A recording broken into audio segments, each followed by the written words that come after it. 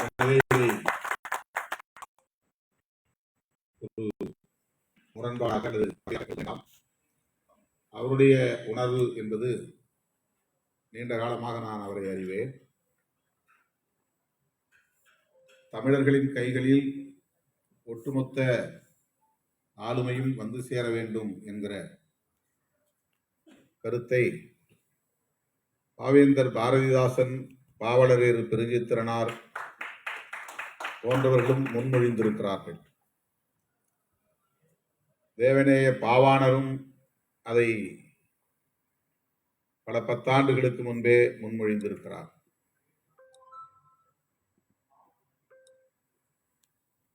அதனை நாம் உள்வாங்கிக் கொள்வதன் மூலம் தங்கர்பச்சான் அவர்கள் முன்வைத்த இந்த கேள்வியை அல்லது விமர்சனத்தை தோழமையோடு நம்மால் அணுக முடியும். அதை நாம் பகையாக எதிராக பார்க்க வேண்டியதில்லை. தமிழாய்ந்த தமிழ் மகன்தான் தமிழகத்தின் முதலமைச்சாய் வருதல் வேண்டும் என்று பாவேந்தர் பாரதிதாசன் பாடிய பாடலை நாம் அறிவோம். அந்த பாவேந்தர் பாரதிதாசனை தோளில் தூக்கி வைத்து கொண்டாடியவர் நாம் அறிவோம்.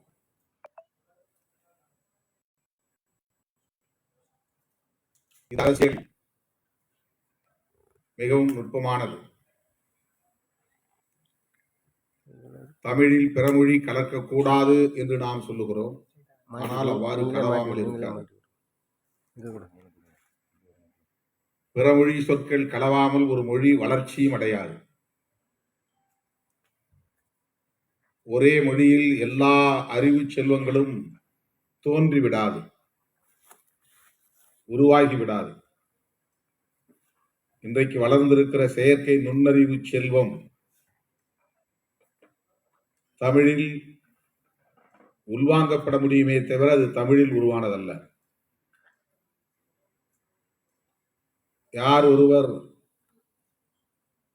அறிவியல் கண்டுபிடிப்புகளை தன்னுடைய கடினமான உழைப்பால், ஆழ்ந்த சிந்தனையால் வெளிச்சத்திற்கு கொண்டு வருகிறாரோ அவர் பேசுகிற தாய்மொழியில் அந்த அறிவு செல்வம் இடம்பெறுகிறது.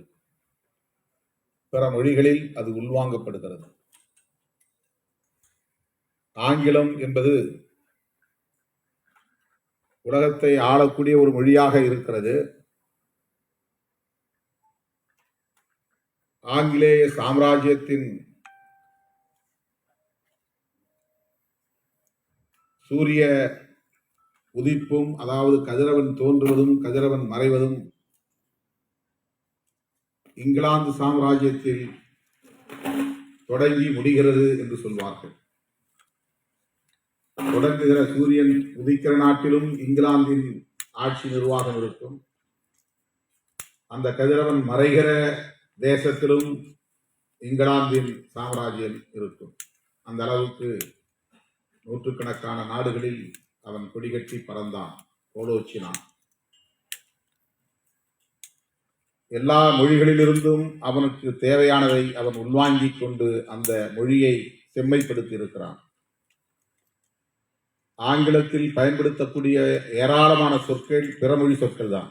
ஆனால் அது ஆங்கில எழுத்துக்குள்ளே வந்துவிட்டது. அதனுடைய மூலச் சொற்களை, வேர் சொற்களை தேடிக்கொண்டே போனால் அது கிரேக்கத்திலிருந்தோ லத்தீனில் இருந்தோ வந்ததாகத்தான் இருக்கும். தத்துவம் என்று எடுத்துக்கொண்டால் கூட இன்றைக்கு மார்க்சியம் என்கிற ஒரு தத்துவத்தை நாம் படிக்கிறோம். மார்க்சியம் சொல்லுகிற கருத்தை தமிழில் நாம் உள்வாங்கிக் கொள்கிறோம். ஆனால் அது தமிழில் உருவான தத்துவம் இல்லை. அந்த தத்துவ செல்வம் தமிழுக்குரியதில்லை, தமிழனுக்குரியதில்லை. மாமனிதர் மார்க்சுடைய சிந்தனை. அவர் அவருடைய மொழியிலே எழுதுகிறார். ஆகவே அந்த மொழியை நாம் படித்தால்தான் தமிழுக்கு அதை கொண்டு வந்து சேர்க்க முடியும். அல்லது அந்த தத்துவம் எந்த மொழியில் எழுதப்பட்டிருக்கிறதோ அதிலிருந்து ஆங்கிலத்துக்கு வந்து ஆங்கிலத்திலிருந்து தான் தமிழுக்கு வருகிறது. தொழில்நுட்பம் தொடர்பாக எடுத்துக்கொண்டால் இன்றைக்கு டிஜிட்டல் யுகம். இந்த டிஜிட்டலை டிஜிட்டல் என்றுதான் நாம் சொல்ல முடிகிறது. அதை தமிழ்படுத்த முடியவில்லை. அதை உள்வாங்கித்தான் ஆக வேண்டும். அதை தமிழ்படுத்தினால்தான் பயன்படுத்துவேன் என்று சொல்ல முடியாது. ஆனால் அது நமக்கு தேவைப்படுகிறது. ஆகவே மொழி கலப்பு, இனக்கலப்பு மனித வாழ்வில் தவிர்க்க முடியாத ஒன்று. இந்த கலப்பு இல்லையேல் பிறப்பு இல்லை, கலப்பு இல்லையேல் வளர்ச்சி இல்லை. அது எல்லாவற்றுக்கும் பொருந்தும். எல்லாவற்றுக்கும் பொருந்தும். தமிழாய்ந்த தமிழ் மகன்தான் தமிழகத்தின் முதலமைச்சராய் வருதல் வேண்டும் என்று சொல்லுவதன் மூலம் இன தூய்மைவாதமாக அதை நாம் புரிந்து கொள்கிறோம். அதுதான் பிரச்சனை. நான் அடிக்கடி மேடைகளில் சொல்லுவேன், தமிழன் என்பதற்காக ஒரு சாதியவாதியை நாம் தூக்கி கொண்டாட முடியாது. தமிழன் என்பதற்காக ஒரு மதவாதியை நாம் தூக்கி கொண்டாட முடியாது. தமிழன் என்பதற்காக ஒரு இன வெறியனை நாம் தூக்கி கொண்டாட முடியாது. மொழி பற்று வேண்டும், இன உணர்வு வேண்டும் என்பது நமக்கிடையிலான ஒரு பிணைப்பை உருவாக்குவதற்காகத்தான், நம்முடைய உறவை வலுப்படுத்துவதற்காகத்தான், நம்முடைய ஆற்றலை ஒருவருக்கொருவர் பயன்படுத்திக் கொள்வதற்காகத்தான், பகிர்ந்து கொள்வதற்காகத்தான். எனக்கு ஒரு துறையிலே புரிதல் இருக்கும், ஆற்றல் இருக்கும். எனக்கு சுட்டு போட்டாலும் வணிகம் என்னவென்றே தெரியாது. தொழிலை பற்றிய எந்த ஈடுபாடும் எனக்கு இல்லை. நான் 2002 ஈழத்திற்கு சென்றிருந்த போது அங்கே வீரசிங்க மண்டபத்தில் நடைபெற்ற மாநாட்டில் பங்கேற்று உரையாற்றிய பிறகு வன்னிக்கு செல்லுகிற வாய்ப்பு கிடைத்தது. அப்போது அண்ணன் அவர்களை சந்திக்கிற வாய்ப்பு கிடைத்தது. எல்லோரோடும் சந்தித்த பிறகு அதிகாலை நீங்கள் 5:30 மணிக்கு தனியே வர வேண்டும், உங்களோடு சில நிமிடம் நான் பேச வேண்டும் என்று கட்டளையிட்டார். அந்த அன்பு கட்டளையை ஏற்று விடியற் காலை கடற்கரை ஓரத்திலே தங்கியிருந்த நான் சேரலாதன் அவர்களோடு இருசக்கர வண்டியிலே புறப்பட்டு வன்னிக்கு சென்று அவரை அதிகாலை வேளையிலே சந்தித்தேன். 1 மணி நேரத்திற்கு மேலாக பேசிக் கொண்டிருந்த போது எனக்கு சில அறிவுரைகளை தந்தார். அதில் 2 அறிவுரை முக்கியமான அறிவுரை. இந்த இடத்திற்கு அது பொருந்தும் என்று கருதுகிறேன். அதில் ஒரு அறிவுரை அவர் சொன்னது, பொருளாதார ரீதியாக யாரையும் நீங்கள் நம்பி இருக்கக்கூடாது, சார்ந்து இருக்கக்கூடாது. அதற்கு நீங்கள் செய்ய வேண்டியது, உங்கள் கட்சியிலிருந்து 100 பேரை தேர்வு செய்யுங்கள். ஆளுக்கு 5000 ரூபாய் கொடுத்து பெட்டி கடை தொடங்க செய்யுங்கள். பரவலாக தமிழ்நாடு முழுவதும் ஒரு மாவட்டத்திற்கு 2 பேர் 3 பேர் என்று தேர்வு செய்து ஒரு 5000 ரூபாய் கொடுத்து பெட்டி கடை நடத்த சொல்லுங்கள். அதில் உங்களுக்கு ஒரு 10 பேர் வெற்றிகரமாக தொழில் செய்யக்கூடியவன் கிடைப்பான். அந்த 10 பேரில் 3 அல்லது 4 பேர் உங்களுக்கு நம்பிக்கை உள்ளவனாக கிடைப்பான். அந்த 4 பேர் தான் உங்களுக்கு கிடைக்கிற சொத்து. அவனை வைத்து நீங்கள் பொருளாதாரத்தை மேம்படுத்த வேண்டும். அவனிடம் மேலும் நீங்கள் முதலீட்டுக்கான ஏற்பாட்டை செய்து கொடுத்து அந்த தொழிலை மேம்படுத்தினால் அதிலிருந்து வருகிற வருமானம் உங்கள் இயக்கத்திற்கும் பொது வாழ்க்கைக்கும் பயன்படும். இன்றைக்கு நான் இந்த இயக்கத்தை நடத்துகிறேன், ஒரு யுத்தத்தை நடத்துகிறேன் என்று சொன்னால் இதற்காக நான் யாரிடமும் தொடர்ந்து கையேந்த கூடாது என்பதற்காக, யாரையும் நம்பி இருக்கக்கூடாது என்பதற்காக, உலக நாடுகள் முழுவதும் நம்பிக்கையானவர்களை தேர்ந்தெடுத்து ஆங்காங்கே தொழில் செய்கிறார்கள், வியாபாரம் செய்கிறார்கள், நமக்குரிய நம்பிக்கையாளர்கள். பெட்டிக்கடை முதல் கோவில் வரையிலும் இந்த தொழிலுக்காக நாங்கள் பயன்படுத்திக் கொள்கிறோம். அவர் சொன்ன வார்த்தை. உலகத்தில் பல நாடுகளில் பெட்டி கடைகளும் இருக்கின்றன, பெரிய சூப்பர் மார்க்கெட்டுகளும் இருக்கின்றன, ஏன் கோவில்களும் இருக்கின்றன. கோவில்களின் மூலமும் எங்களுக்கு வருமானம் வருகிறது. அவர் சொல்லித்தான் எனக்கே தெரியும். அதற்காக கோவிலையே சில இடங்களில் நாங்கள் கட்டி இருக்கிறோம், அந்த நம்பிக்கை உள்ளவர்களுக்காக. இது அவர் சொன்னது. ஆனால் அவர் சொன்னது 2002, இன்றைக்கு 2025, 23 ஆண்டுகளில் நான் அந்த முயற்சியில் கூட ஈடுபடவில்லை. எனக்கு அதில் எந்த ஆர்வமும் இல்லை, அதில் நம்பிக்கையும் இல்லை. எனக்கு எப்படி தொழில் அல்லது வணிகம் தொடர்பான ஆளுமையை வளர்த்துக் கொள்ள முடியும் என்ற ஒரு நிலை இருக்கிறது. ஆனால் இன்றைக்கு ஆர்ஆர் பிரியாணி உரிமையாளர் தமிழ்ச்செல்வனோடு பேசிக் கொண்டிருந்தோம். அவர் பள்ளி படிப்பை கூட முடிக்காதவர், அவரே சொன்னார். ஆனால் இன்றைக்கு ஒரு உணவகம், உலக புகழ்பெற்ற உணவகமாக மாற்றி இருக்கிறார். யாழ்ப்பாணத்திலும் தொடங்கி இருக்கிறார். அதற்கு படிப்பு தேவையில்லை, கல்வி தேவையில்லை, ஆராய்ச்சி பட்டம் தேவையில்லை, டாக்டரேட் பெற தேவையில்லை. அவருக்கு இருந்த அந்த ஆர்வம் அந்த துறையிலே வெற்றிகரமாக அவரை உயர்த்தி இருக்கிறது. பலருக்கும் இன்றைக்கு அவர் உதவி செய்கிறார், பல பேரை படிக்க வைக்கிறார். அவருக்கு இருக்கிற அந்த ஆற்றலும் அரசியல் துறையிலே எனக்கு இருக்கிற ஒரு திறனும் தனித்தனி பாதைகளில் இயங்காமல் சிதறி போகாமல் ஒருங்கிணைக்கப்பட வேண்டும் என்பதற்காகத்தான் இத்தகைய மாநாடுகள். அனைவருக்கும் பயன்பட வேண்டும் என்பதற்காகத்தான். ஒவ்வொருவருக்கும் ஒவ்வொரு ஆற்றல் இருக்கும். இன்றைக்கு டிஜிட்டல் யுகம் வந்த நிலையிலும் கூட பல பேருக்கு லேப்டாப் யூஸ் பண்ண தெரியாது. மடிக்கணினி என்று நாம் அதை தமிழ்படுத்தி இருந்தாலும் கூட அந்த லேப்டாப் என்பதுதான் எளிதாக இன்றைக்கு எல்லோராலும் உச்சரிக்கப்படுகிறது. செல்போன் என்று ஆங்கிலத்திலே சொல்லுகிறோம்.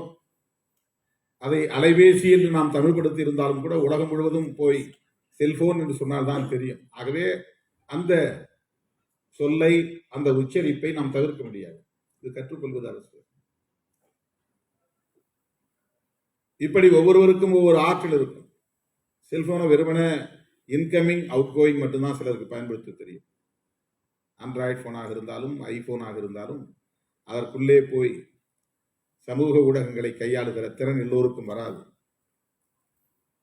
சிலருக்கு அந்த ஆற்றல் இருக்கிறது, சிலருக்கு அந்த ஆற்றல் இல்லை.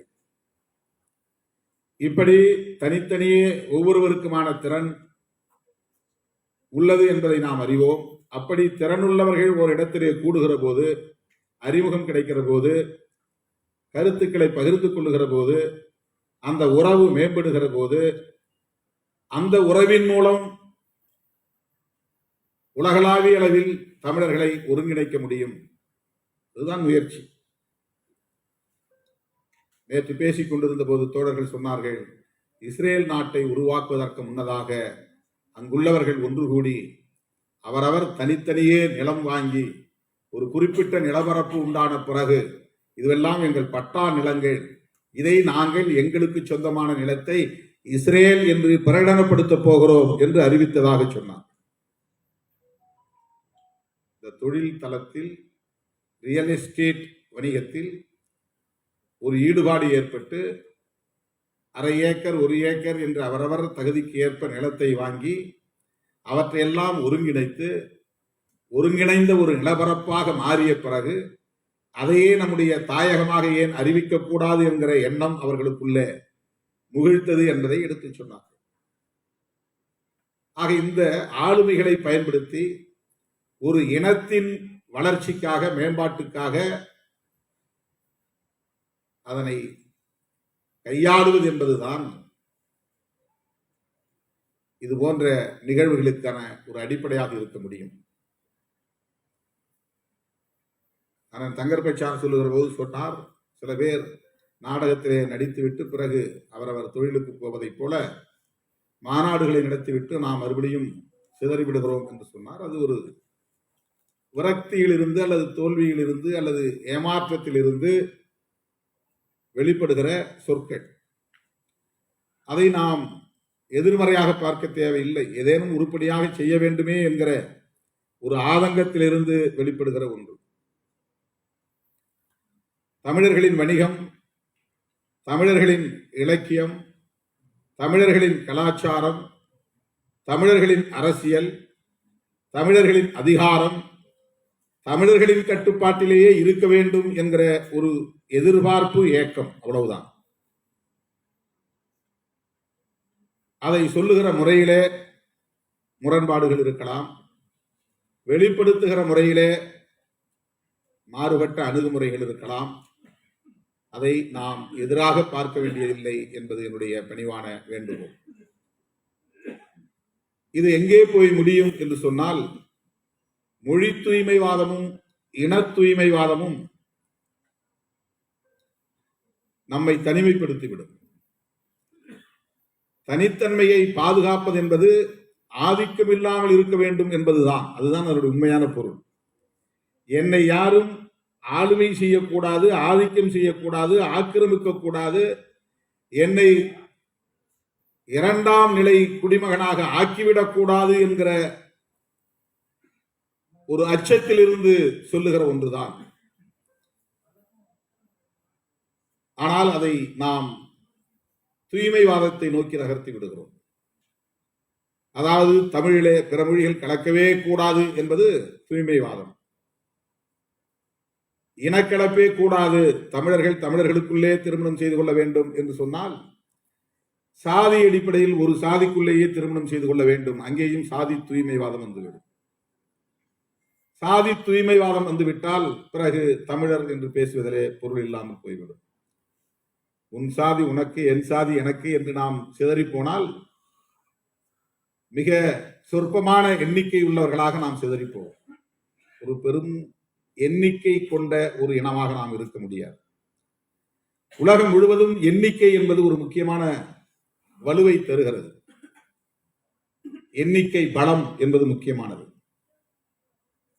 இந்தியாவில் இந்துக்கள் பெரும்பான்மை என்று சொல்லுவதன் மூலம் பிற மொழியை சிறுபான்மையினர், பிற மதங்களை சார்ந்தவர்கள் சிறுபான்மையினர், ஆகவே அவர்கள் ஆளக்கூடியவர்களாக வரக்கூடாது, பெரும்பான்மை மதத்தை சார்ந்த நாங்களே ஆளக்கூடியவர்களாக இருப்போம் என்கிற வாதம்.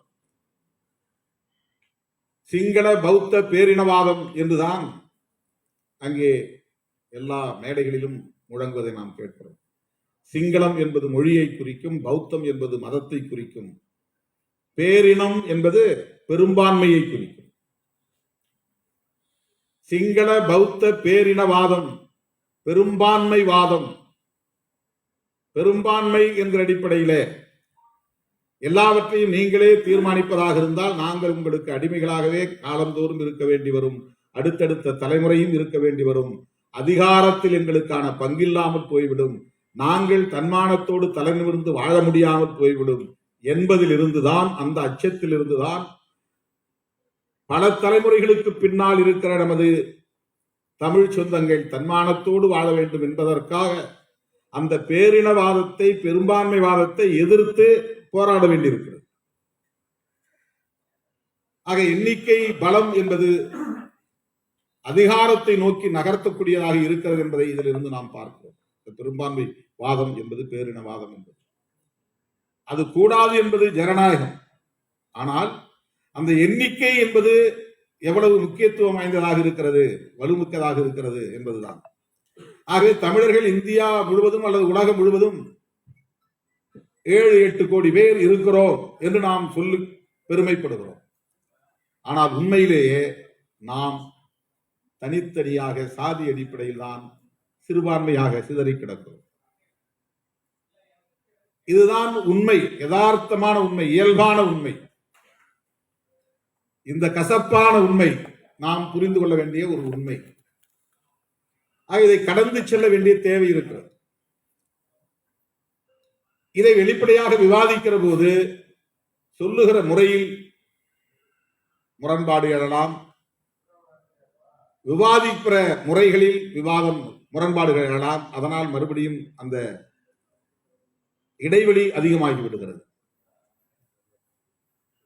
அவ்வாறு இல்லாத வகையிலே இதை எப்படி நாம் கடந்து செல்வது, எப்படி கையாளுவது, இதுதான் சிக்கலே. யூதர்கள் எல்லோரும் ஒற்றுமையாக இருக்கிறார்கள் என்று நாம் கருதுகிறோம். யூதர்களுக்குள்ளேயும் ஒற்றுமை இருக்காது.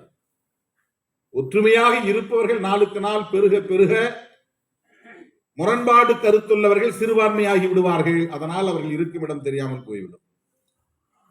அதுபோல சாதியவாதிகள் பெரும்பான்மையாக இருந்தால் தமிழர் என்கிற உணர்வு சிறுபான்மையாகிவிடும். மதவாத கருத்துள்ளவர்கள் பெரும்பான்மையாக இருந்தால் தமிழர் என்கிற உணர்வு சிறுபான்மையாகிவிடும். தமிழர் என்கிற உணர்வு பெரும்பான்மையாக மாற மாற சாதியவாதமும் மதவாதமும் இதர வாதங்களும் சிறுபான்மையாகிவிடும். ஆகவே அப்படி ஆகக்கூடிய காலம் வரையில் நமக்கு பொறுமையும் சகிப்புத்தன்மையும் தேவைப்படுகிறது. அந்த கருத்தை கொண்டு போய் சேர்க்கிற காலம் வரையில் நமக்கு பொறுமையும் சகிப்புத்தன்மையும் தேவைப்படுகிறது. பாவேந்தர் பாரதிதாசன் அந்த சொன்ன கருத்தை நாம் ஒரு இன தூய்மைவாதத்திற்காக பயன்படுத்திக் கொள்ளக்கூடாது. அதுக்கு என்ன பொருள் என்றால், என்னதான் தமிழ் மீது பற்றுள்ளவர்களாக இருந்தாலும், தமிழர்கள் மீது அக்கறை உள்ளவர்களாக இருந்தாலும், பிற மொழியை தாய்மொழியாக கொண்டவர்கள் இந்த தமிழர்களின் நலன்களில் அக்கறை உள்ளவர்களாக இருப்பார்களா என்கிற ஒரு சந்தேகத்தை அது ஏற்படுத்துகிறது. அவ்வளவுதான். அதனால் எல்லோரையும் சந்தேகப்பட வேண்டும் என்று பொருள் இல்லை. அப்படி பார்த்தால் நம்மால் புரட்சியாளர் அம்பேத்கர் அவர்களை ஒரு தலைவராக ஏற்றுக்கொள்ள முடியாது. மாமேதை மார்க்ஸ் அவர்களை ஒரு தலைவராக ஏற்றுக்கொள்ள முடியாது. அம்பேத்கரையே ஏற்றுக்கொள்ள முடியாது என்றால் மார்க்ஸையும் ஏற்றுக்கொள்ள முடியாது. அவர் இந்த நாட்டை சார்ந்தவரே இல்லை.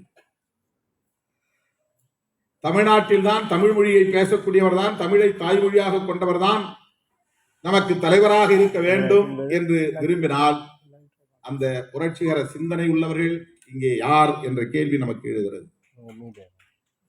அந்த வழிகாட்டுதலை தருகிறவர்கள் யார் என்ற கேள்வி நமக்கு எழுகிறது. அங்கே ஒரு வெறுமை இருக்கிறது.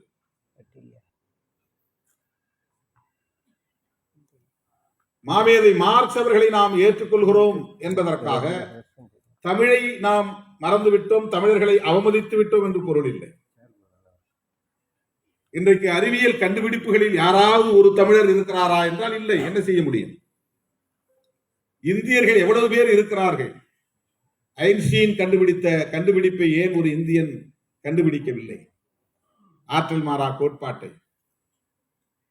நியூட்டன் கண்டுபிடித்த புவியீர்ப்பு விசையை ஒரு இந்தியன் கண்டுபிடிக்கவில்லையே. நியூட்டனை எப்படி நாம் புறக்கணிக்க முடியும்? தாமஸ் ஆல்வா எடிசனை நாம் எப்படி புறக்கணித்து விட முடியும்? இப்படி சொல்லிக்கொண்டே போக முடியும். இதிலே நாம் தமிழர்களை தேட முடியுமா? இதிலே நாம் தமிழை தேட முடியுமா? எனவே எல்லாவற்றிலும் தூய்மைவாதத்தை நாம் கடைபிடிக்க கூடாது என்பதற்காக சொல்லுகிறேன். தமிழோடு பிற மொழியை கலக்கக்கூடாது என்று கவலைப்படுவது எதனால் என்றால்,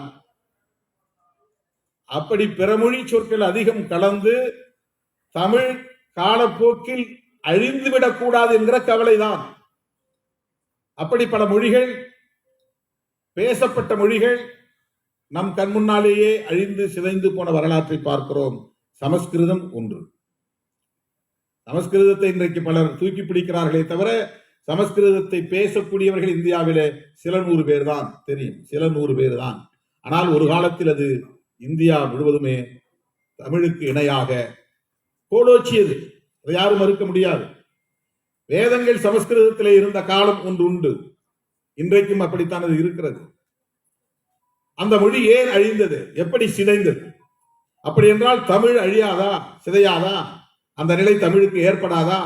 அந்த பாதிப்பு ஏற்படாதா என்ற கவலை மேலிடுவது இயல்பானதுதான். அந்த கவலையிலிருந்து பிற மொழி சொற்கள் கலவாமல் பார்த்து கொள்ள வேண்டும் என்கிற பாதுகாப்பு உணர்ச்சியோடு பேசுவது ஒன்றும் தவறில்லை. ஆனால் அதற்காக பிற மொழியை நாம் வெறுக்கும் வகையிலான தூய்மைவாதத்தை நோக்கி நகர்ந்து விடக்கூடாது. எந்த அளவுக்கு பிறமொழி சொற்களை தமிழ்படுத்த முடியுமோ அப்படி தமிழ்படுத்தி அதை வெகுமக்கள் பயன்பாட்டுக்கு கொண்டு வருவது அவசியமானது.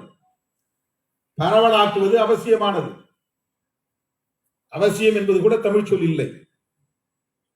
தேசியம் என்பது தமிழ் சொல் இல்லை. தமிழ் தேசியம் என்று நாம் சொல்லுகிறோம். தமிழீழ தேசியம் என்று நாம் சொல்லுகிறோம். தேசியம் என்கிற சொல்லே தமிழ் சொல் கிடையாது. தேசம் என்பது கூட தமிழ் சொல் இல்லை. தேஷ் என்கிற சொல்லில் இருந்துதான் நாம் தேசம் என்று இணைத்து தமிழ்படுத்திக் கொண்டோம். ஆந்திர பிரதேஷ், மத்திய பிரதேஷ், உத்தரப்பிரதேஷ், அங்கே இருக்கிற அந்த தேஷ் தமிழ்படுத்துகிற போது தேசம் என்று ஆகிவிடுகிறது. முக்கியம் என்று சொல்லுகிறோம், அது தமிழ் சொல் இல்லை. இன்றியமையாதவை என்று நாம் சொல்லுகிறோம். முக்கியமானவை என்றால் இன்றியமையாதவை. வேற தமிழ் சொல் அதற்கு கிடையாது. பிற மாநிலங்களில் முதல் மந்திரியை முக்கிய மந்திரி என்றுதான் சொல்லுகிறார்கள். தமிழ்நாட்டில் முதல் அமைச்சர் என்று நாம் சொல்லுகிறோம். ஆனால் பிற எல்லா மாநிலங்களிலும் முக்கிய மந்திரி. ஆக முக்கியம் என்ற சொல் தமிழ் சொல் இல்லை. இப்படி நாம் தோண்டிக்கொண்டே துருவிக்கொண்டே போனால் நாம் அன்றாடம் பயன்படுத்துகிற பல சொற்கள் தமிழ் சொற்கள் இல்லை. என்ன செய்ய முடியும்? மதராஸ் மாகாணம் என்று இருந்த காலத்தில் தெலுங்கு பேசக்கூடிய நிலப்பரப்பும் தமிழ் பேசக்கூடிய நிலப்பரப்பும் மலையாளம் பேசக்கூடிய மக்கள் வாழ்ந்த நிலப்பரப்பும் ஒரே ஆட்சியின் கீழ் இருந்தது. அதனால் அது சென்னை மாகாணம் என்று அழைக்கப்பட்டது. ஒரே ஆட்சி நிர்வாகத்திற்குட்பட்ட பகுதி விசாகப்பட்டினம் வரையில் இருந்தது. இங்கே KGF, அதை தாண்டி பெங்களூர் வரையில் இருந்தது. கேரளாவிலே இடுக்கி மாவட்டம் இருந்தது, மலபார் பகுதியும் இருந்தது. இதுவெல்லாம் சென்னை மாகாணம் என்கிற மதராஸ் மாகாணத்திற்குள்ளே இருந்தது. தமிழ்நாட்டுக்குள்ளே யாரும் இன்றைக்கு இருக்கிற தமிழ்நாட்டுக்குள்ளே தெலுங்கு பேசுகிறவர்கள் குடியேறிவிடவில்லை. இப்போது இருக்கிற முறைப்படி பார்த்தால் விஜயநகர பேரரசு காலத்திலே வந்தார்கள். அது 400-500 ஆண்டுகளுக்கு முன்னால் என்பது வேறு. அப்போது தமிழ்நாடு ஒரு நாடாக இன்றைக்கு நாம் பார்க்கிற இந்த மாநிலமாக இல்லை. அது சேர நாடாக, சோழ நாடாக, பாண்டிய நாடாக சிதறண்டு கிடந்தது. ஆட்சி எல்லைகள் மாறி மாறி கிடந்தன. பல்லவ நாடும் இருந்தது, தொண்டை நாடும் இருந்தது. இன்றைக்கு நாம் பார்க்கிற தமிழ்நாடு என்கிற ஒரு நிலப்பரப்பாக அது இருக்கவில்லை. பிரிட்டிஷ் ஆட்சி காலத்திலே மதராஸ் மாகாணம் என்கிற சென்னை மாகாணம் எல்லா மொழிகளும் பேசக்கூடியவர்கள் இணைந்து வாழ்ந்த காலம் அது. அன்றைக்கு நாம் பிறந்திருந்தால், அன்றைக்கு நாம் கட்சி தொடங்கியிருந்தால், அன்றைக்கு நாம் திராவிடம் என்கிற பெயரில் தான் இயக்கத்தை உருவாக்கி இருக்க முடியும். ஏனென்றால் எல்லா மொழிகளை சார்ந்தவர்களையும் ஒருங்கிணைக்க வேண்டிய தேவை அன்றைக்கு இருந்தது. இந்த மதராஸ் மாகாணத்திற்குள்ளே இருக்கிற அனைவரும் ஒன்று சேர்ந்து அரசியல் செய்ய வேண்டிய ஒரு சூழல் அது இன்றைக்கு நமக்கு மொழிவாரி மாநிலம் பிரிந்த பிறகு அந்நியமாக தெரிகிறது. அந்நியம் என்பது தமிழ் சொல் இல்லை, அயல், அது தமிழ் சொல் இல்லை. இன்றைக்கு நமக்கு கேரளா அந்நியமாக தெரிகிறது, ஆந்திரா அந்நியமாக தெரிகிறது, கர்நாடகா அந்நியமாக தெரிகிறது. இது 1956க்கு பின்னர் தோன்றிய விளைச்சல், பின் விளைவு. ஆனால் வெள்ளைக்காரன் இந்த நாட்டை ஆண்ட போது அவையெல்லாம் மதராஸ் மாகாணமாக இருந்தது. மெட்ராஸ் பிரசிடென்சி, அங்கே கொல்கத்தா பிரசிடென்சி, அன்றைக்கு கல்கத்தா, இன்றைக்கு கொல்கத்தா. அங்கே பாம்பே பிரசிடென்சி இருந்தது, அன்றைக்கு பாம்பே, இன்றைக்கு மும்பை. சென்ட்ரல் பிராவின்ஸ் இருந்தது. இவை அன்றி ஏராளமான சமஸ்தானங்கள் இருந்தன. அதிலே திருவாங்கூர் மகாராஜா, மைசூர் மகாராஜா, ஹைதராபாத் நிஜாம் என்று தனித்தனி மன்னர்கள் இந்தியா முழுவதும் சிதறி கிடந்தார்கள். இந்தியா ஒரே தேசமாக இருந்ததில்லை, ஒரே நாடாக இருந்ததில்லை. அதனால்தான் சர்தார் பட்டேலை நாம் கொண்டாடுகிறோம். ஏன் கொண்டாடுகிறோம்? சமஸ்தான அரசுகளை எல்லாம் பேசி பேசி உள்துறை அமைச்சர் என்கிற முறையிலே இந்தியாவோடு இணைத்தார்கள். ஹைதராபாத் நிஜாம் சேர்ந்து விட்டார். ஆனால் இன்றைக்கு தெலுங்கானா என்ற பகுதி அன்றைக்கு சேர முடியாது என்று அந்த நிஜாம் காலத்திலே மிகப்பெரிய எதிர்ப்பு இருந்தது. இந்தியாவினுடைய ராணுவத்தை இந்தியாவுக்குள்ளேயே அனுப்பி அச்சுறுத்தி அதை இணைத்தார்கள். ஹைதராபாத்தை இந்தியாவுக்குள்ளே இணைப்பதற்கு ராணுவ நடவடிக்கை மேற்கொள்ளப்பட்டது. அயல் நாட்டின் மீது ராணுவம் அனுப்பவில்லை, இந்தியாவுக்குள்ளே ராணுவத்தை அனுப்பினார்கள். ராணுவம் போன இடம் இன்றைய தெலுங்கானா. அன்றைய மதராஸ் மாகாணத்துக்கு அண்மையிலே இருந்த ஒரு சமஸ்தான அரசு, அது சமஸ்தான அரசு. இதெல்லாம் வரலாற்று பின்னணி. ஆகவே அன்றைக்கு பொருளாதாரத்திலே மேம்பட்டு இருந்தவர்கள், அன்றைக்கு அரசியலில் வலுவாக இருந்தவர்கள் பிற மொழி பேசக்கூடியவர்களாக இருந்திருக்கிறார்கள். அதற்கு நாம் என்ன செய்ய முடியும்? அம்பேத்கரை போல ஒருவர் தமிழ் பேசக்கூடியவர்களில் யாரும் உருவாகவில்லை. அதற்காக நாம் என்ன செய்ய முடியும்? அம்பேத்கரை போல உயர் சமூகத்தில் கூட ஒரு ஆள் உருவாகவில்லை. அதனால் அவரால் தான் இந்தியாவுக்கு அரசமைப்பு சட்டம் எழுத முடிந்தது, காந்தியால் எழுத முடியவில்லை. உயர் சாதியில் பிறந்த ஒரு பார்ப்பனரால் இந்திய தேசத்திற்கு அரசமைப்பு சட்டம் எழுத முடியவில்லை. அதற்காக என்ன செய்ய முடியும்? அறிவு செல்வம் எங்கு இருக்கிறதோ, எந்த மொழியில் இருக்கிறதோ, எந்த மண்ணில் இருக்கிறதோ, எந்த நபரிடம் இருக்கிறதோ அனைவரையும் நாம் உள்வாங்கிக் கொள்ள வேண்டும், பயன்படுத்திக் கொள்ள வேண்டும் என்பதுதான் சிறந்த அணுகுமுறையாக இருக்க முடியும். சிறந்த அணுகுமுறையாக இருக்க முடியும். இன்றைக்கு என்ன கோரிக்கை எழுந்துள்ளது என்றால், தமிழர்கள் ஏன் ஆட்சி அதிகாரத்திற்கு நாடு தமிழ்நாடாக பிரிந்த பிறகு, மொழிவழி அடிப்படையில் மாநிலமாக பிரிந்த பிறகு, தமிழை தாய்மொழியாக கொண்டு ஒரு ஜனநாயகவாதி சாதியவாதியாக இருக்கக்கூடாது, தமிழை தாய்மொழியாக கொண்ட ஒரு ஜனநாயக முற்போக்கு சிந்தனை உள்ள ஒருவர் ஏன் தமிழ்நாட்டின் முதலமைச்சர் ஆகக்கூடாது என்ற கேள்வியை எழுப்புகிறார்கள். அப்படி எழுப்புவதிலே ஜனநாயகம் இருக்கிறது என்கிற வகையிலே அதை நாம் மறுதலிக்க தேவையில்லை. அவ்வளவுதான்.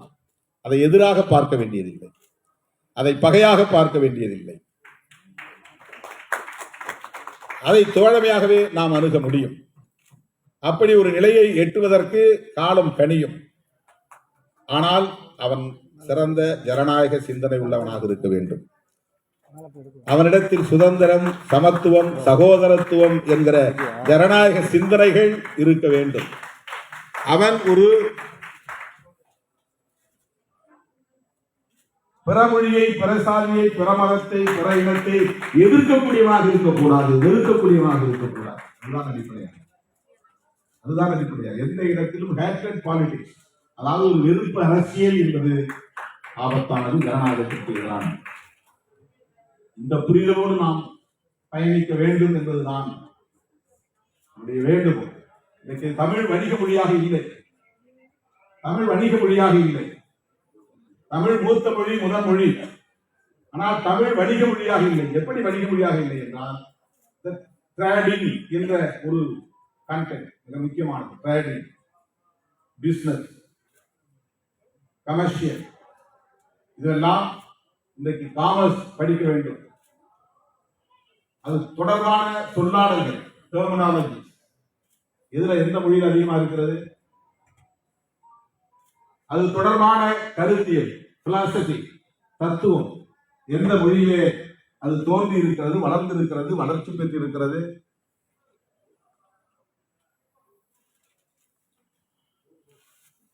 ரொம்ப நுட்பமான ஒன்று. நாம் சட்ட மொழி என்கிறோம். உலக அளவில் சட்டம் என்றால் எடுத்த எடுப்பிலேயே ஆங்கிலம் கூட அதிலே பெரிய முக்கியத்துவம் பெற்ற ஒன்று அல்ல, லத்தீன் தான். லத்தீன், கிரேக்கம் போன்ற மொழிகள் தான் சட்டம் தொடர்பான பல சொற்களை கொண்டிருக்கின்றன. அந்த அறிவு, சட்டம் நுணுக்கம் என்பது அந்த மொழியை சார்ந்தவர்களால் உருவாகி இருக்கிறது. உலகம் முழுவதும் அது உள்வாங்கப்படுகிறது. எல்லா மொழிகளிலும் அது பயன்படுத்தப்படுகிறது. அதுபோல தமிழ் அறிவியல் மொழியாக மாற வேண்டும். நாம் ஜீன் என்பதை மரபணு என்று மாற்றி இருக்கிறோம். ஆனால் தொடக்கத்தில் இது எப்படி உருவானது? ஜீன் என்றுதான் உருவானது. அதற்கு பெயர் ஜீன். நம்முடைய உடலிலே இருக்கிற டிஎன்ஏ, டிஎன்ஏ என்றால் deoxyribo nucleic acid, deoxyribo nucleic acid, DNA ஆங்கிலத்தில். இதுக்கு யார் பெயர் வச்சான்? தமிழனா பெயர் வச்சான். அதை கண்டுபிடித்து அதற்கு ஒரு பெயரை சூட்டியவன் எவனோ அவன் மொழியில் தான் அது முதலில் பதிவாகிறது. ஆர்என்ஏ, டிஎன்ஏ என்பதை எவன் கண்டறிந்தானோ, எந்த விஞ்ஞானி கண்டறிந்தானோ, அவன் எந்த தாய்மொழியில் சிந்தித்தானோ அந்த தாய்மொழிக்கான செல்வமாக அது இருக்கிறது, அறிவு செல்வமாக அது இருக்கிறது. அதை நாம் உள்வாங்கிக் கொண்டு மரபு சார்ந்த அணு என்பதால் மரபணு என்று நாம் தமிழ் படுத்துகிறோம். இதுதான் அறிவியல் மொழி என்பது. இதுதான் அறிவியல் மொழி. தமிழை அப்படியெல்லாம் வளர்த்து ஆளாக்க வேண்டும் என்றால் இந்த தமிழர்களுக்கு, தமிழ் சமூகத்துக்குள் விஞ்ஞானிகள் உருவாக வேண்டும். அதுதான் முக்கியமானது. நாம் என்ன செய்கிறோம்? சாதி வெறியர்களை உருவாக்குகிறோம், மத வெறியர்களை உருவாக்குகிறோம், அல்லது மத நம்பிக்கையாளர்களை உருவாக்குகிறோம், கடவுள் நம்பிக்கையாளர்களை உருவாக்குகிறோம், அது தொடர்பான பரப்புரைகளை மேற்கொள்ளுகிறோம். இங்கே எவ்வளவு அறிவியல் ஆய்வகங்கள் இருக்கின்றன இந்தியாவில். நாசா போன்ற ஒரு விண்வெளி ஆய்வகத்தை அமெரிக்காவிலே உருவாக்கி இருக்கிற அதை போன்ற ஒரு ஆய்வகத்தை ஏன் இந்தியாவில் உருவாக்க முடியவில்லை?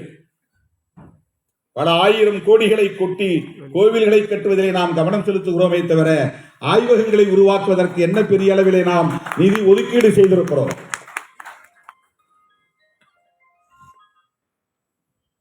கடவுள் நம்பிக்கை கோவில் இல்லாமலே கூட ஒருவருக்கு இருக்கலாம், அது ஒன்றும் தவறில்லை. மதம் இல்லாமலே கூட இருக்கலாம். இதே வியட்நாமில் மத நம்பிக்கை இல்லாதவர்களின் எண்ணிக்கை அதிகம், மத நம்பிக்கை இல்லாதவர்களின் எண்ணிக்கை இங்கே அதிகம். மத நம்பிக்கை இல்லை என்றால் கடவுள் நம்பிக்கை இல்லை என்று பொருள். கடவுள் நம்பிக்கை இல்லாதவர்களின் எண்ணிக்கை அதிகம். உலகளாவிய அளவில் மத நம்பிக்கை அற்றவர்களும் கடவுள் நம்பிக்கை அற்றவர்களும் நாளுக்கு நாள் பெருகி வருகிறார்கள் என்ற புள்ளி விவரம் இருக்கிறது. அறிவியல் வளர வளர, தொழில்நுட்பம் வளர வளர அவன் இங்கிருந்தே பிரபஞ்சத்தை பார்க்கிறான். பூமி என்பது பிரபஞ்சத்தோடு ஒப்பிடுகிற போது மிக மிக மிக மிக நுண்ணிய ஒரு துளி, ஒரு தூசி. பிரபஞ்சத்தில் பூமி என்பது ஒரு தூசி, அவ்வளவுதான். அதற்கு எடையே கிடையாது. பிரபஞ்சத்தோடு ஒப்பிடுகிற போது அதற்கு ஒரு பெரிய எடையுள்ள பொருள் கூட கிடையாது. அப்படிப்பட்ட பூ உலகத்தில் மட்டும்தான் உயிரினங்கள் வாழ்கின்றன. இந்த பூ உலகத்தில் தான் நமக்குள் இவ்வளவு பெரிய முரண்களும் பகையும் மோதலும் இரத்த களரியும் நடந்து கொண்டே இருக்கின்றன. இந்த பூமியில் இருந்து கொண்டே இன்றைக்கு பிரபஞ்சத்தை பார்க்கிற விஞ்ஞானம் வளர்ந்து விட்டது. பிரபஞ்சத்தில் பூமி எப்படி இடம்பெற்றிருக்கிறது, எப்படி இயங்குகிறது என்பதை மனிதன் கண்டறிந்து விட்டான். அந்த மொழி ஸ்பேஸ் டேர்ம்ஸ், அது சம்பந்தமான விண்வெளி மொழி நம்மிடத்திலே இருக்கிறதா? தமிழிலே இருக்கிறதா? ஸ்பேஸ் ஸ்பேஸ் தான் சொல்றோம். பிரபஞ்சம் என்பது கூட தமிழ் சொல் கிடையாது. அண்டம் என்பதுதான் தமிழ் சொல். பேரண்டம் என்பது தமிழ் சொல். பிரபஞ்சம் என்பது வடமொழி சொல். அது சமஸ்கிருதமோ அல்லது இந்தியோ அல்லது அதற்கு முன்பு தோன்றி வேறு எந்த பாலி மொழியோ எதுவோ நமக்கு தெரியாது. பிரபஞ்சம் என்பது தமிழ் சொல் இல்லை. எனவே என்னுடைய பணிவான வேண்டுகோள், நாம்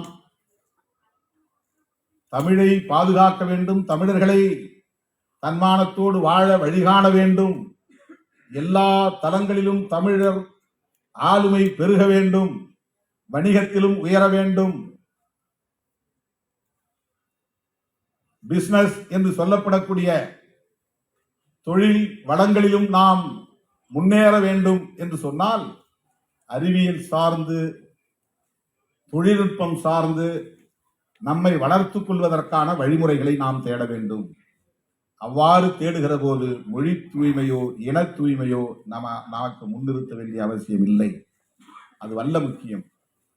இந்த தேடுதல் தான் முக்கியம். அந்த தேடுதலோடு ஒரு இன ஓர்மை என்பது அவசியமானது. உலகத்தில் மனிதன் ஒவ்வொரு வடிவத்தில் இன ஓர்மையை பார்க்கிறான். சிலர் குறுகிய வட்டத்தில் சாதி ஓர்மை, நம்ம சாதி ஒற்றுமையா இருக்கும், நமக்குள்ள ஒருத்தருக்கு ஒருத்தர் உதவி செய்து கொள்வோம், அது ஒரு பார்வை. இன்னொருத்தர் கொஞ்சம் வெளியே போய் எனக்கு சாதி பார்வையெல்லாம் கூடாது, நான் மதம் தான், நாம் இந்துவெல்லாம் ஒற்றுமையா இருப்போம் அப்படின்ற, அது ஒரு சின்ன வளையம்னா இது ஒரு பெரிய வளையம். நான் சாதி இந்து மதம்லாம் பார்க்க மாட்டேன், எனக்கு மொழிதான் முக்கியம், தமிழர்களாய் ஒன்று சேர்வோம். இது எல்லாமே அடிப்படையில் ஒரே கான்செப்ட் தான். இது சாதி ஒற்றுமை பேசுறது மட்டும் தப்பு, மத ஒற்றுமை பேசுவது தவறு என்று நாம் இந்த இடத்திலே பெரிதாக வாதாட முடியாது. அது தூய்மைவாதமாக மாறுகிற போது தவறாக மாறும். ஆனால் நலன்கள் என்று பார்க்கிற போது அவன் பார்வை அவனுடைய சமுதாயத்தை சார்ந்தவர்கள் மேம்பட வேண்டும் என்று அவன் நினைக்கிறான், அவ்வளவுதான். அவனுக்குன்னு ஒரு வளையத்தை போட்டுக்கிட்டான், முடிஞ்சு போச்சு. பிற சாதியை வெறுப்பாக பார்க்கிற போது அது பகையாக மாறுகிறது, அது முரண்பாடாக மாறுகிறது, அது தவறாக மாறுகிறது. அதுபோலத்தான் தமிழர் என்கிற போதும் தமிழர்தான் என்று சொல்லுவதிலே பெருமை கொள்வது தவறில்லை. பிற மொழியை சார்ந்தவர்களை எதிரியாக முன்னிறுத்துவது, வெறுப்பை விதைப்பது, அவர்களுக்கு எதிரான வெறுப்பு அரசியலை செய்வது ஆபத்திலே போய் முடியும். இந்த சிறிய புரிதல், ஒரு தெளிவு தேவைப்படுகிறது. அப்படின்னா ஏதோ நாம சமரசம் செய்கிற மாதிரி இருக்குல்ல, அப்படிலாம் விட்டு கொடுத்துட முடியாது அப்படின்னு சில பேர் வாதாடலாம். அவங்க கொஞ்சம் நாளாகும் இது புரிஞ்சுக்கிறதுக்கு, அவ்வளவுதான். இது சமரசம் இல்லை, இதுதான் பார்வையில் ஏற்படுகிற ஒரு தெளிவு. இந்த மாதிரியான ஒரு தெளிவோடு தான் நாம் இணைந்து செயல்பட முடியும். என்ன ஒரு சூழல் என்றால், தமிழ்நாட்டை பிறமொழி பேசக்கூடியவர்கள் தான் சிதைத்து விட்டார்கள், தமிழர்களின் வளர்ச்சியை பிறமொழி பேசக்கூடியவர்கள் தான் தடுத்து விட்டார்கள் என்று நாம் பேசத் தொடங்கினால் அது எமோஷனல் பைண்டிங் என்பது உருவாகும், ஒரு உணர்ச்சி பூர்வமான இணைப்பு உருவாகும். அது வெறுப்பு அரசியலாக மாறி கடைசியில் பயனற்று போய் முடிந்துவிடும். எந்த வெறுப்பு அரசியலும் வெற்றி பெறாது, தற்காலிகமாக வெற்றி பெறுமே தவிர அது இறுதியாக நிற்காது. இன்றைக்கு ஹிட்லர் விதைத்த வெறுப்பு அரசியல் அந்த இனத்திற்கு எதிராக எவ்வளவோ போய் முடிந்திருக்கிறது. அதனால் வரலாறு நெடுகிலும் அவர் சார்ந்த இனத்தை சார்ந்தவர்கள் நிறைய பாதிப்புகளை சந்தித்துக் கொண்டே இருக்கிறார்கள். தலைமுறை தலைமுறையாக அது தொடர்கிறது. யூத இனத்திலும் இருந்த ஆதிக்கம், பிற மீதான வெறுப்பு அரசியல் அவர்களுக்கு பெரிய பாதிப்பை தொடர்ந்து பல நூற்றாண்டுகளாக உருவாக்கி கொண்டே இருக்கிறது. எனவே இதையெல்லாம் நாம் ஒப்பீட்டு அளவிலே புரிந்து கொள்ள வேண்டும் என்பதற்காக சொல்லுகிறேனே தவிர, இதை வேறு ஒரு கோணத்திலே நீங்கள் புரிந்து கொள்ளக்கூடாது என்பதற்காகவும் நான் இதை மீண்டும் ஒரு முறை பதிவு செய்கிறேன். அருமை தோழர்களே, இந்த தமிழ் சமூகத்தில் வணிக தளத்தில், தொழில் தளத்தில், உலகளாவிய வியாபார தளத்தில் எவ்வளவோ வளர்ச்சி அடைந்தவர்கள், வெற்றி பெற்றவர்கள். இன்னும் சொல்ல போனால் ஈழத்தமிழர்கள் உலகளாவிய அளவில் இன்னைக்கு எல்லா மொழியும் பேசக்கூடிய ஒரு இனமாக இந்த இனம் மாறிவிட்டது. எந்தெந்த நாட்டுக்கெல்லாம் போனானோ அந்தந்த நாட்டு மொழியை இன்றைக்கு தமிழன் கற்றுக்கொண்டிருக்கிறார். அந்தந்த மொழிகளில் இருக்கிற வளத்தை அவன் உள்வாங்கக்கூடியவனாக மாறி இருக்கிறான். அந்த யுத்தத்தில் அவன் வெற்றி பெற்றவனாக இன்றைக்கு சாதனையாளனாக மாறி இருக்கிறார். பெரிய அளவிலே முதலீடு செய்யக்கூடிய அளவுக்கு பெரும் செல்வந்தனாகவும் மாறி இருக்கிறான். ஆனால் அது ஒட்டுமொத்த சமூகத்திற்கு பயன்படுமா என்றால் இல்லை. இன்றைக்கு ஈழத்திலே ஒரு நாள் உணவுக்கு வழியில்லாமல் அவதிப்படுவோரின் எண்ணிக்கை அதிகமாக இருக்கிறது. பிள்ளைகளை இழந்து, கணவனை இழந்து, விதவைகளாக வாழக்கூடியவர்கள் 1,00,000 பேர் அங்கே கிடக்கிறார்கள். அவர்களை மேம்படுத்துவதற்கு நம்மால் என்ன செய்ய முடியும்? அதை நாம் விவாதிக்கலாம். அவர்களுக்கு தொடர்ந்து பாதுகாப்பை உறுதிப்படுத்துவதற்கு நாம் என்ன செய்ய முடியும்? தமிழ்நாட்டுக்குள்ளே ஒரு கட்சிக்கு பொருள் திரட்டி கொடுத்து அந்த கட்சி ஆட்சிக்கு வர வேண்டும் என்று எண்ணுவதை விட, ஈழ மண்ணிலே கிடக்கிற, கணவனை இழந்து கிடக்கிற, பிள்ளைகளை இழந்து கிடக்கிற, ஒண்டிக்கட்டையாய் வாழுகிற அந்த மக்களுக்கான வாழ்க்கையை உறுதிப்படுத்துவதற்கு நம்மால் ஆனதை என்ன செய்ய முடியும் என்று சிந்தித்தால் அது நேர்மறையானது, அது மக்களுக்கு பயன்படக்கூடியது, அது இனத்தின் நலனை முன்னிறுத்தியதாக மாறும். அங்க வீடு கட்டி தரணும், அதற்கு வழி இல்லை. உணவுக்கு ஏற்பாடு இல்லை, பெண்களுக்கு பாதுகாப்பு இல்லை, போதைப் பொருள் புழக்கம் அதிகரித்திருக்கிறது. இவற்றையெல்லாம் தடுப்பது ஒரு இனத்தின் நலனுக்கானது. அங்கே போய் முதலீடுகளை போட வேண்டும். இப்போ RR பிரியாணி கடையை போய் அங்க யாழ்ப்பாணத்தில் திறந்தன்னு சொன்னார். அந்த மாதிரி உலகம் முழுக்க இருக்கக்கூடியவர்கள் அங்கே போய் முதலீடு செய்து அங்கே வருமானம் திரட்ட வேண்டும் என்பதை விட முதலீடு செய்து வேலை வாய்ப்பை தருவது. அங்கே ஒரு கடையை திறந்து அங்கே இருக்கக்கூடியவர்களுக்கு அந்த கடையிலே வேலை வாய்ப்பை தருவது, விவசாய உற்பத்திக்கான வேலை திட்டத்தை கொண்டு போய் செய்து அங்கே விவசாய வேலையை கொடுப்பது. இப்படி ஏதேனும் அங்கே இருப்பவர்களுக்கு வேலை வாய்ப்பை தருவதற்குரிய ஏற்பாட்டை செய்யலாம். இங்கே வந்திருப்பவர்களில் அப்படி பல பேர் முதலீடு செய்யக்கூடிய வலிமை உள்ளவர்கள் இருப்பீர்கள். தமிழ்நாட்டில் முதலீடு செய்வதற்கு பதிலாக ஏன் ஈழ மண்ணில் முதலீடு செய்யக்கூடாது என்று மாற்றி சிந்திக்கலாம். தமிழ்நாட்டில் வேலை வாய்ப்பை பெருக்க வேண்டும் என்பது எவ்வளவு முக்கியமோ அதை போல யுத்தத்தால் பாதிக்கப்பட்ட ஈழ மண்ணில் வேலை வாய்ப்பை உருவாக்க வேண்டியது நம்மை போன்றவர்களின் கடமை என்று நாம் மாற்றி சிந்திக்கலாம். அது போன்ற சிந்தனைகளுக்கு இந்த மாநாடு பயன்படட்டும் என்பதை சொல்லி இந்த வாய்ப்புக்கு நன்றி கூறி முடிக்கிறேன்.